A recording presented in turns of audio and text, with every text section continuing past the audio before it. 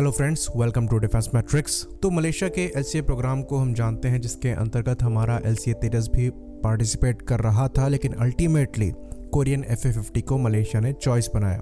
इसके अंतर्गत block 20 variant उनके द्वारा चूज किया गया, जो कि फिलहाल के लिए फ्लाई नहीं कर रहा है और कहा जाता है कि ये सही मायने में 2025 तक ही टेस्टिंग के लायक बनेगा, जब इसका main Phantom strike radar Raytheon द्वारा कोरियन एरोस्पेस इंडस्ट्री को डिलीवर किया जाएगा, जिसके बाद ट्रायल्स और टेस्टिंग के पीरियड चलेंगे और जो मेन AMRAAM मिसाइल है उसको भी फायर करके देखा जाएगा।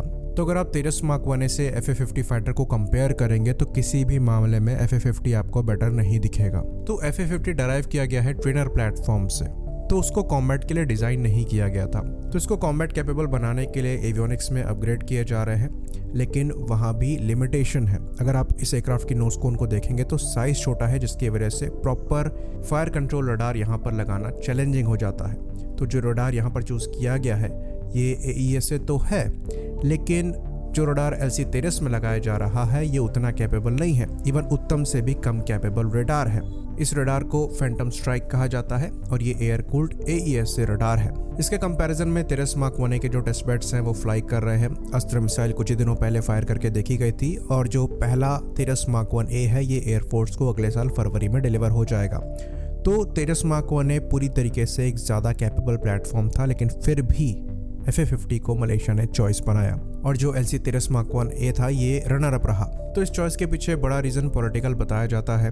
अमेरिका का बहुत बड़ा सपोर्ट है इस प्लेटफॉर्म को लेकर और जो मेन वेपन सिस्टम्स हैं इस प्लेटफॉर्म के ये भी अमेरिका द्वारा ही सप्लाई किए जा रहे हैं। लेकिन अगर आप दूसरे रीज़न को सुनेंगे तो उसमें ये कहा जाता है कि मलेशिया की जो रिक्वायरमेंट है ये लिफ्ट प्लेटफॉर्म की थी, जहां पर FA-50 परफेक्टली फिट बैठता है, क्योंकि वो एज अ ट्रेनर ही डिज़ाइन किया गया था जो कि कॉम्बैट रोल परफॉर्म कर सकता है।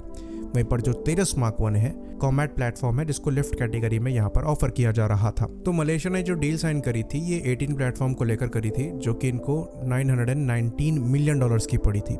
तो पर प्लेटफॉर्म प्राइस यहाँ पर जो है $51 मिलियन पड़ता है। वहीं पर बात करें हम इंडिया के तेजस मार्क 1 डील की, तो 2021 में इंडिया ने 47,000 करोड़ में 83 तेजस मार्क 1A परचेज किए थे, जिसमें से 73 मार्क 1A फाइटर थे और 10 LCA ट्रेनर थे। तो अगर हम 47,000 करोड़ को आज के डॉलर्स में कन्वर्ट करेंगे तो ये $5.6 बिलियन पड़ता है, और अगर आप पर यूनिट प्राइस यहाँ पर निकालने की कोशिश करेंगे तो ये आपको $68 मिलियन पर पीस पड़ेगा।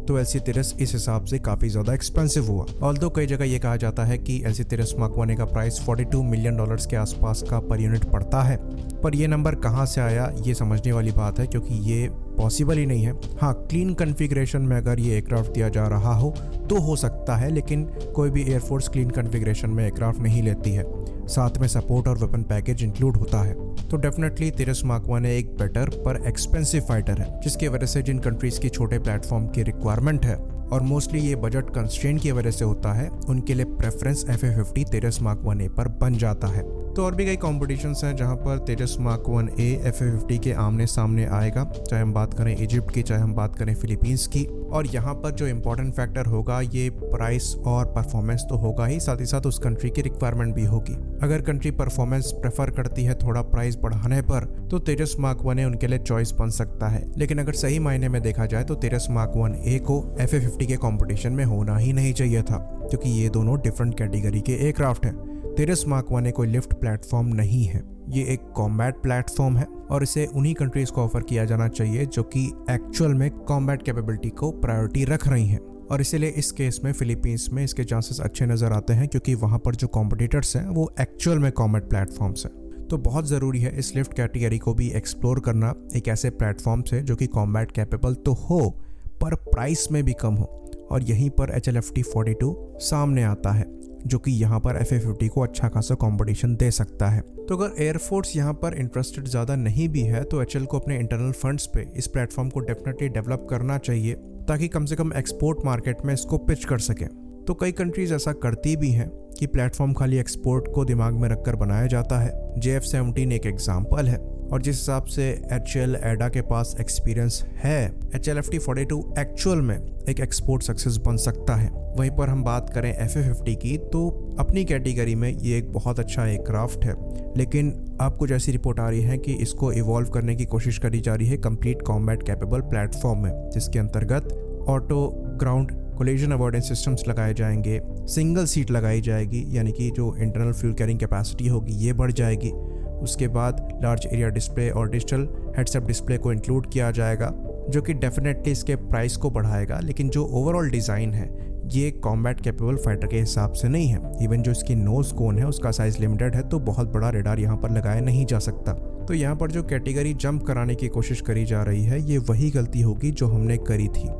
हमने तेजस को लिफ्ट कैटेगरी में प्रपोज किया था, जबकि ये एज अ कॉम्बैट फाइटर बनाया गया था। वहीं पर FA-50 पहले से ही लिफ्ट कैटेगरी में सक्सीड कर रहा है, तब भी वो इसको मॉडिफाई करके कॉम्बैट कैटेगरी में लाना चाहते हैं, जो कि डेफिनेटली कॉस्ट को बढ़ाएगा और जो इसकी लिमिटेड कॉम्बैट कैपेबिलिटी होगी वो शायद जस्टिफाई ना कर पाए। खैर, ये अभी भी कॉन्सेप्ट ही है और कोरियन एरोस्पेस इंडस्ट्री ने अच्छा खासा पैसा जनरेट कर रखा है FA-50 की सेल्स से कि वो इसको प्रैक्टिकली इम्प्लीमेंट कर सकते हैं। पर हमारा पर्सनल ओपिनियन यहाँ पर यही रहेगा कि इसके सक्सीड करने के जो चांसेस हैं ये काफ़ी कम रहेंगे। और शायद यही रीज़न है कि अब एक डिफरेंट कैटेगरी के लिए HAL द्वारा स्क्रैच से एक फाइटर डिज़ाइन किया जा रहा है। यहाँ पर हम बात कर रहे हैं HLFT-42 की, जिसको वो एज अ यूनिवर्सल ट्रेनर भी ऑफर कर रहे हैं। साथ ही साथ उसकी कॉम्बैट कैपेबिलिटी भी काफ़ी एनहेंस्ड है और प्राइस भी वहाँ पर लो रखने की कोशिश करी जाएगी। तो पर्सनली हमारा ये ओपिनियन है कि इस प्लेटफॉर्म को लेकर HAL को गवर्नमेंट पर डिपेंडेंट नहीं रहना चाहिए। HAL ने पहले ही 83 तेरस मार्क 1A एयरफोर्स को बेचे हैं। इसके बाद 100 के आसपास तेरस मार्क 1A और एयरफोर्स खरीदने जा रही है। फिर तेरस मार्क 2 और AMCA जो है ये भी एयरफोर्स द्वारा खरीदे जाएंगे। तो HAL के पास फिलहाल के लिए फंड की कमी नहीं होनी चाहिए और उनको अपने इंटरनल फंड्स को यूज़ करते हुए इस प्लेटफॉर्म को कम से कम डेवलप करना चाहिए, क्योंकि इस प्लेटफॉर्म के लिए स्पेशली टेक्नोलॉजी HAL को डेवलप नहीं करनी है। जो इनके ऑनगोइंग प्रोजेक्ट्स चल रहे हैं वहाँ से टेक्नोलॉजीज़ को बोरो करना है। तो इसका जो R&D है वो बहुत ज़्यादा इंटेंस नहीं होगा और यहाँ पर ज़्यादा फंड्स खर्च नहीं होंगे। तो ये चीज़ पुल आउट करी जा सकती है और कम टाइम में सक्सेस बन सकती है। तो डेफिनेटली इस नई कैटेगरी में हम लीडर की पोजीशन हासिल कर सकते हैं। साथ ही साथ एयरफोर्स भी इस प्रोजेक्ट में इंटरेस्ट शोकेस कर सकती है, क्योंकि तेरस मार्क 2 और AMCA के लिए ट्रेनर डेवलप नहीं किए जाएंगे। तो मोस्ट लाइकली ये जो लिफ्ट प्लेटफॉर्म है ये उनके ट्रेनर की तरह भी एक्ट करने में सक्षम होगा। साथ ही साथ ये चीज़ भी हमने देखी है कि इन प्लेटफॉर्म को as a missile truck develop किया जा रहा है, जो कि 10 से 11 मिसाइल एक बार में कैरी करने में सक्षम होंगे। और नेटवर्क सेंट्रिक ऑपरेशंस में ये प्लेटफॉर्म इतनी सारी मिसाइल्स के साथ कॉम्बैट प्लेटफॉर्म को कॉम्प्लीमेंट करने में भी सक्षम होंगे, जैसा कि हमने कल डिस्कस किया था। तो ये जो HLFT-42 प्रोग्राम है ये स्टेप इन राइट डायरेक्शन है और बहुत ज़रूरी है कि इसको एग्जीक्यूट किया जाए। आई होप इन्फॉर्मेशन क्लियर रही हो। इसी बात पर इस वीडियो को भी हम ख़त्म करेंगे। लाइक करिए, सब्सक्राइब करिए। जय हिंद।